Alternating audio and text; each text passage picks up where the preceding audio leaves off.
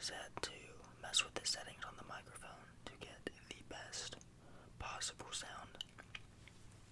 And I am certain that I now have the best setting on, and I'm still using the same microphone. It is just a little bit out of view. You can still see it right here though. Just barely, just a little slice of it. So, today, or tonight, because of someone who commented on the video, and I apologize, I don't remember your username, but because of you, I am doing this video tonight. You said that you have finally stayed awake throughout the entire video of chapter 1. So I got you on chapter 2. So I took a shower earlier and I really wanted to wear the same shirt that I wore in the last video, chapter 1, and for some reason in my head I thought it was this shirt, and I turned my phone off before I showered, so I didn't want to turn it back on just to see what shirt I was actually wearing, and I was so confident that this was the one. And then once I turned my phone back on a few minutes ago to check,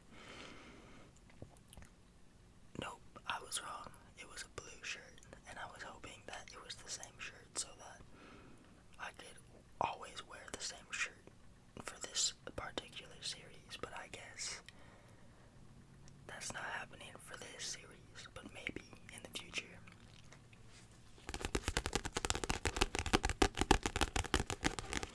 I will also most likely be streaming tonight on Twitch. If you like to go see the type of ASMR I do there, which it's basically the same, except I won't be reading chapter 2 over there. This is a YouTube only exclusive, but it is nothing special actually. My username is Senpai Hayes, capital S, lowercase ENPAI, capital H, lowercase AYES. Senpai Hayes, twitch.tv/Senpai Hayes is where you'll find me. Thank you. Now let's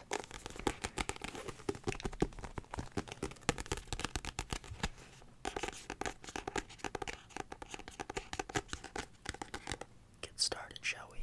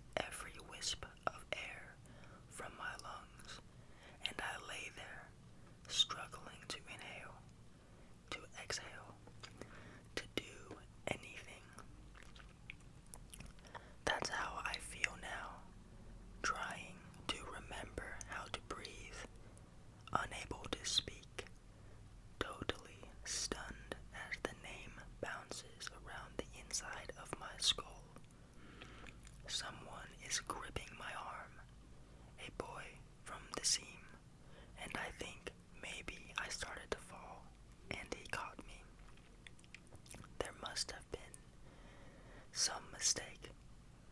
This can't be happening. Prim was one slip of paper in thousands. Her chances of being chosen so remote that I'd not even bothered to worry about her. Hadn't I done everything? Taken the tessera, refused to let her do the same. One slip in thousands. The odds had been entirely in her favor, but it hadn't mattered.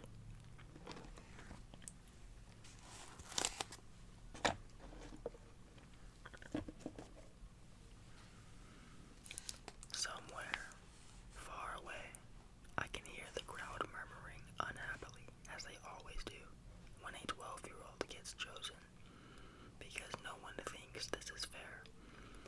And then I see her, the blood drained from her face, hands clenched in fists at her sides, walking with stiff, small steps up toward the stage, passing me, and I see the back of her blouse.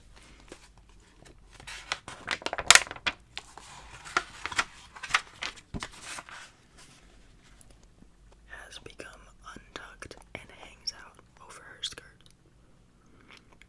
It's this detail, the untucked blouse forming a ducktail, that brings me back to myself.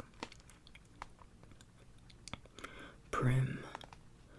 The strangled cry comes out of my throat, and my muscles begin to move again. Prim. I don't need to shove through the crowd. The other kids make way immediately, allowing me a straight path to the stage. I reach her just as she is about to mount the steps. With one sweep of my arm, I push her behind me. I volunteer, I gasp. I volunteer as tribute. There's some confusion on the stage. District 12 hasn't had a volunteer in decades, and the protocol has become rusty.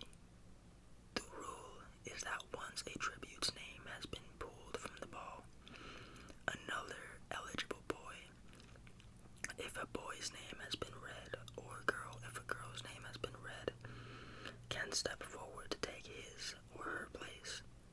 In some districts in which winning the reaping is such a great honor, people are eager to risk their lives. The volunteering is complicated, but in District 12, where the word tribute is pretty much synonymous with the word corpse, volunteers are all but extinct. Lovely, says Effie Trinket, but I believe there's a small matter of introducing the reaping winner and then asking for volunteers, and if one does come forth, then we,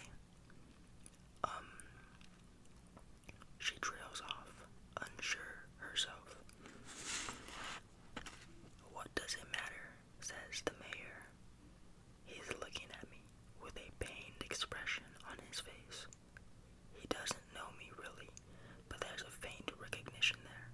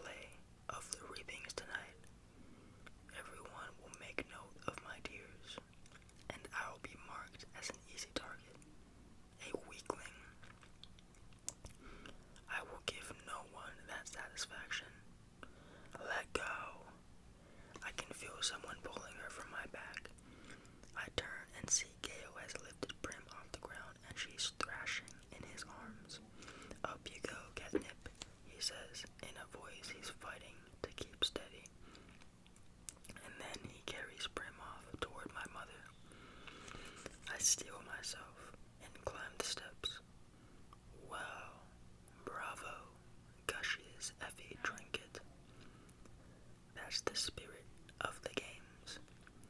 She is pleased to finally have a district with a little action going on in it. What's your name?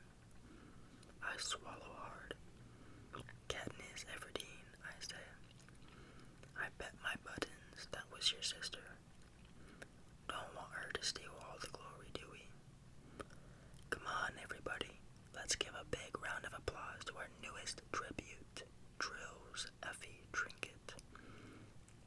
To the everlasting credit of the people of District 12, not one person claps, not even the ones holding betting slips, the ones who are usually beyond caring, possibly because they know me from the Hob, or knew my father.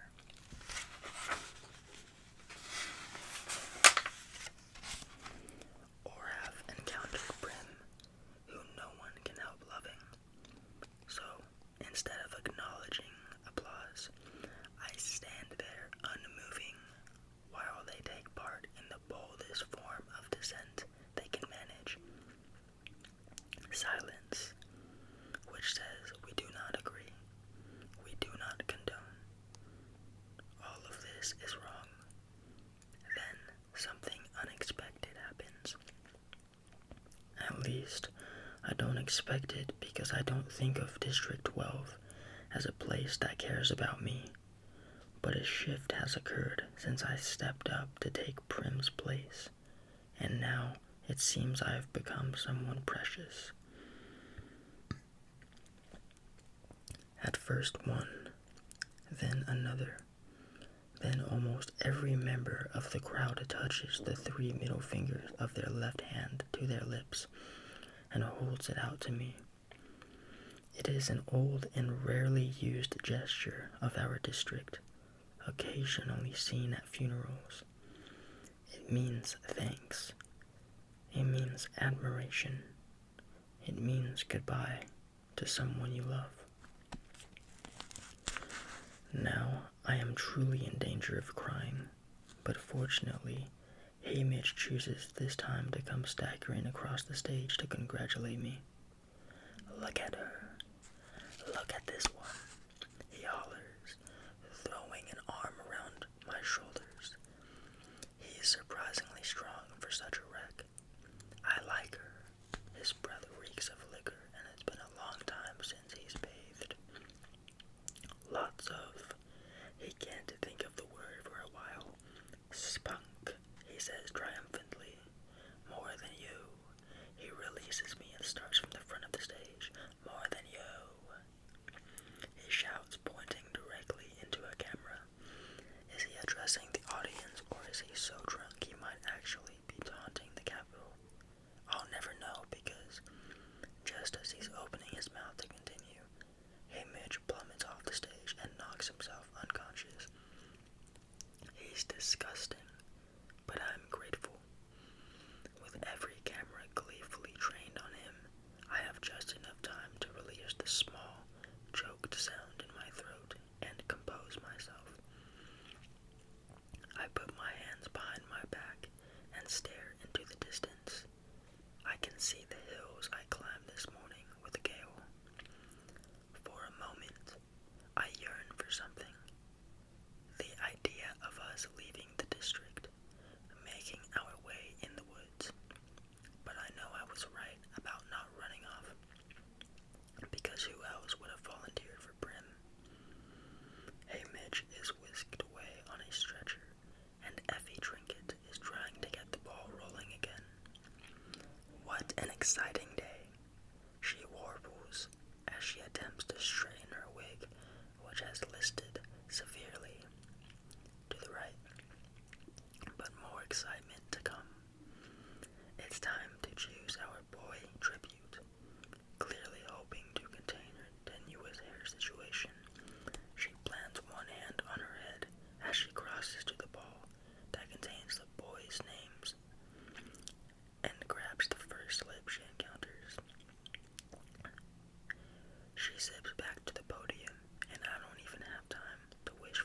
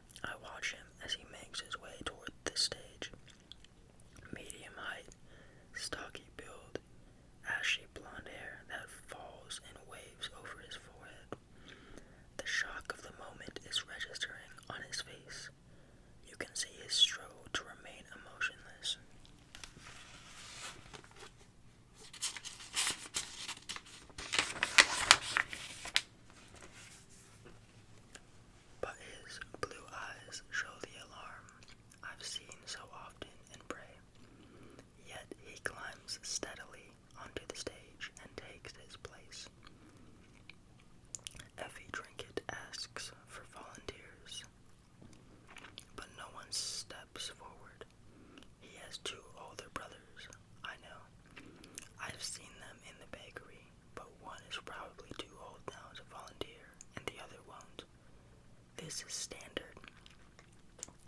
Family devotion only goes so far for most people on reaping day. What I did was the radical thing. The mayor begins to read the long, dull treaty of treason as he does every year at this point. It's required, but I'm not listening to a word. Why him, I think. Then I try to convince myself it doesn't matter. Peter Mellark and I are not friends, not even neighbors. We don't speak. Our only real interaction happened years ago. He's probably forgotten it, but I haven't, and I know I never will. It was during the worst time. My father had been killed in the mine accident 3 months earlier in the bitterest January anyone could remember. The numbness of his loss had passed, and the pain would hit me out of nowhere, doubling me over, racking my body with sobs.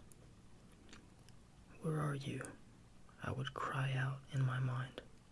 "Where have you gone?" Of course, there was never any answer. The district had given us a small amount of money as compensation for his death, enough to cover 1 month of grieving, at which time my mother would be expected to get a job. Only she didn't. She didn't do anything but sit propped up in a chair, or more often huddled under the blankets on her bed, eyes fixed on some point in the distance. Once in a while, she'd stir, get up as if moved by some urgent purpose, only to then collapse back into stillness. No amount of pleading from Prim seemed to affect her. I was terrified. I suppose now that my mother was locked in some dark world of sadness, but at the time, all I knew was that I had lost not only a father, but a mother as well. At 11 years old, with Prim just 7, I took over as head of the family. There was no choice. I bought our food at the market and cooked it as best I could and tried to keep Prim and myself looking presentable, because if it had become known that my mother could no longer care for us, the district would have taken us away from her and placed us in the community home. I had grown up seeing those home kids at school. The sadness, the marks of angry hands on their faces, the hopelessness that curled their shoulders forward. I could never let that happen to Prim. Sweet, tiny Prim, who cried when I cried before she even knew the reason. Who brushed and plaited my mother's hair before we left for school. Who still polished my father's shaving mirror each night because he'd hated the layer of coal dust that settled on everything in the seam. The community home would crush her like a bug, so I kept our predicament a secret. But the money ran out and we were slowly starving to death. There's no other way to put it. I kept telling myself, if I could only hold out until May. Just May 8th. I would turn 12 and be able to sign up for the Tessera. And to get that precious grain and oil to feed us. Only there were still several weeks to go. We could well be dead by then. Starvation's not an uncommon fate in District 12. Who hasn't seen the victims? Older people who can't work. Children from a family with too many to feed. Those injured in the mines, straggling through the streets. And one day you come upon them sitting motionless against a wall, or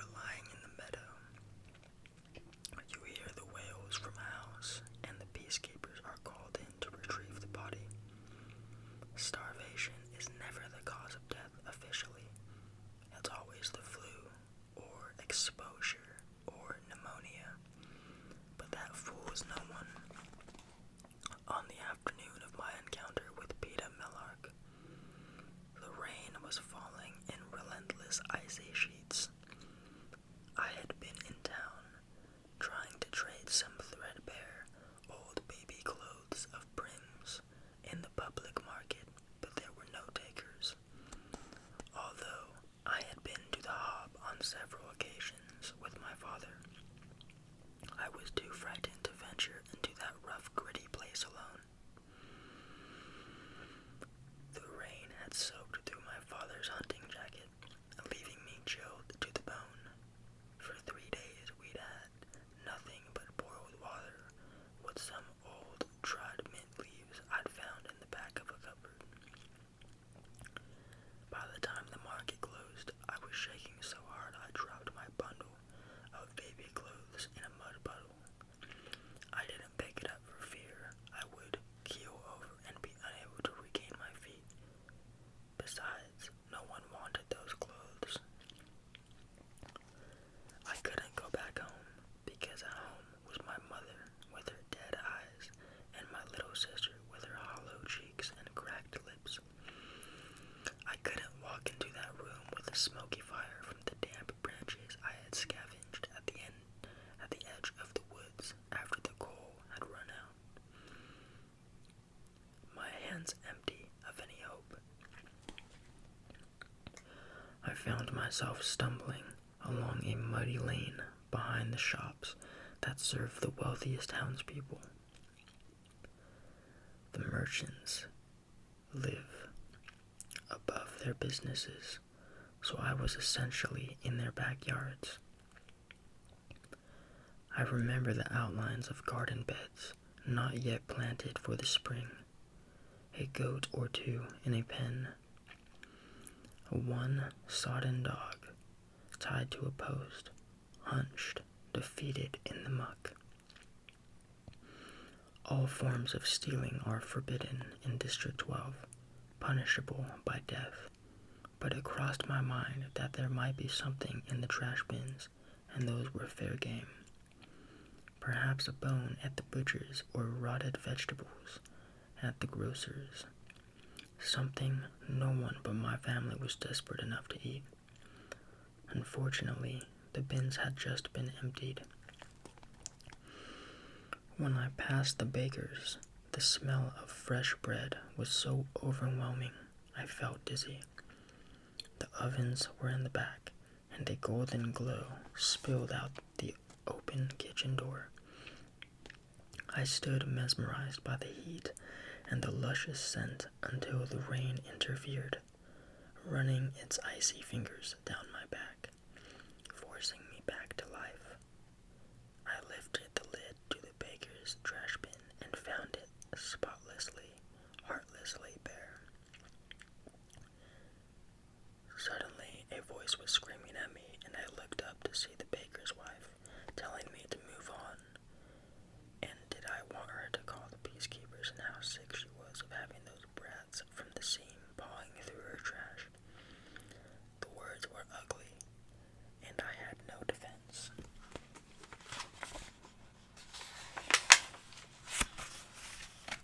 As I carefully replaced the lid and backed away, I noticed him, a boy with blonde hair, peering out from behind his mother's back. I'd seen him at school. He was in my year, but I didn't know his name. He stuck with the town kids, so how would I? His mother went back into the bakery, grumbling, but he must have been watching me as I made my way behind the pen that held their pig and leaned against the far side of an old apple tree. The realization that I'd have nothing to take home had finally sunk in. My knees buckled and I slid down the tree trunk to its roots. It was too much. I was too sick and weak and tired. Oh, so tired. Let them call the peacekeepers and take us to the community home, I thought. Or better yet, let me die right here in the rain. There was a clatter in the bakery, and I heard the woman screaming again, and the sound of a blow, and I vaguely wondered what was going on. Feet sloshed toward me through the mud, and I thought, it's her. She's coming to drive me away with a stick. But it wasn't her. It was the boy. In his arms he carried 2 large loaves of bread that must have fallen into the fire because the crusts were scorched black. His mother was yelling, "Feed it to the pig, you stupid creature. Why not? No one decent will buy burned bread." He began to tear off chunks from the burned parts and toss them into the trough. And the front bakery bell rung, and the mother disappeared to help a customer. The boy never even glanced my way, but I was watching him. Because of the bread, because of the red wheal that stood out on his cheekbone. What had she hit him with? My parents never hit us. I couldn't even imagine it. The boy took one look back to the bakery, as if checking that the coast was clear, then his attention back on the pig.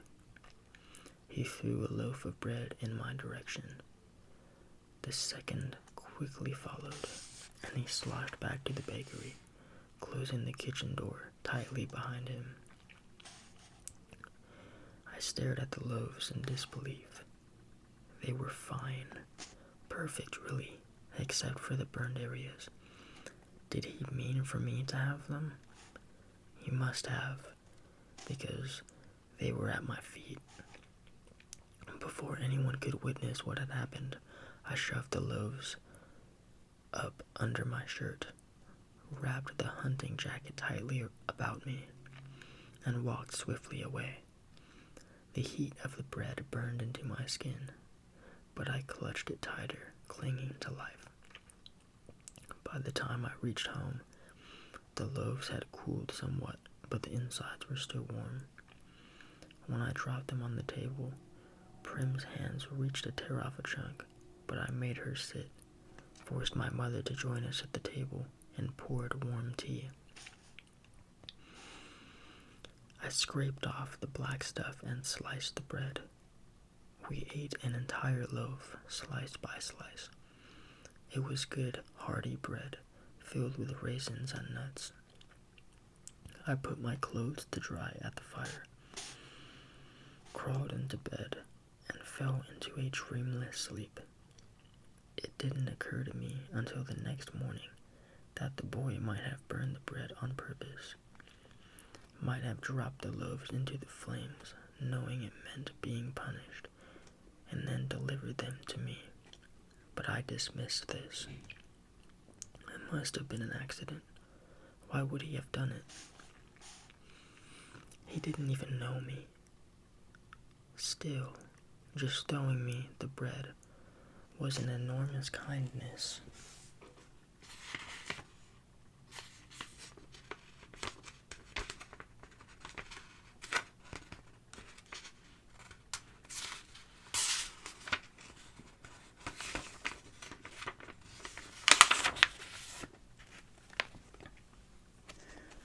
That would have surely resulted in a beating if discovered.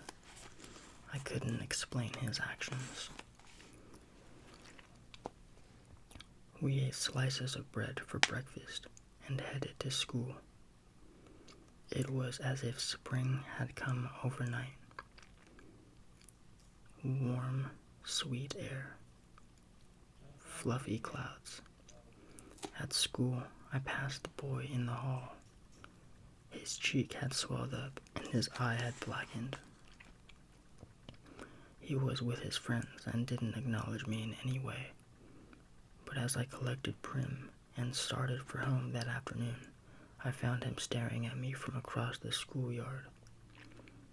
Our eyes met for only a second, then he turned his head away.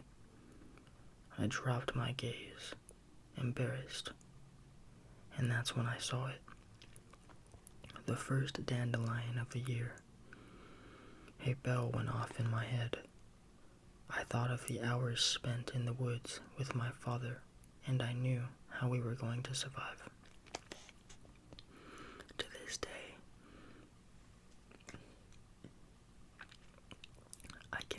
shake the connection between this boy, Peter Millark, and the bread that gave me hope, and the dandelion that reminded me that I was not doomed. And more than once, I have turned in the school hallway and caught his eyes trained on me, only to quickly flit away.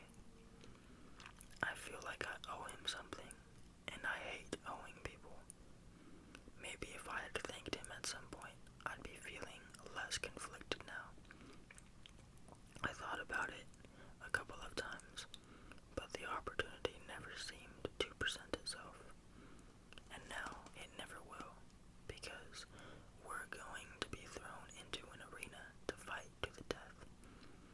Exactly how am I supposed to work in a thank you in there? Somehow, it just won't seem sincere if I'm trying to slit his throat. The mayor finishes the dreary treaty of treason and motions for Peter and me to shake hands.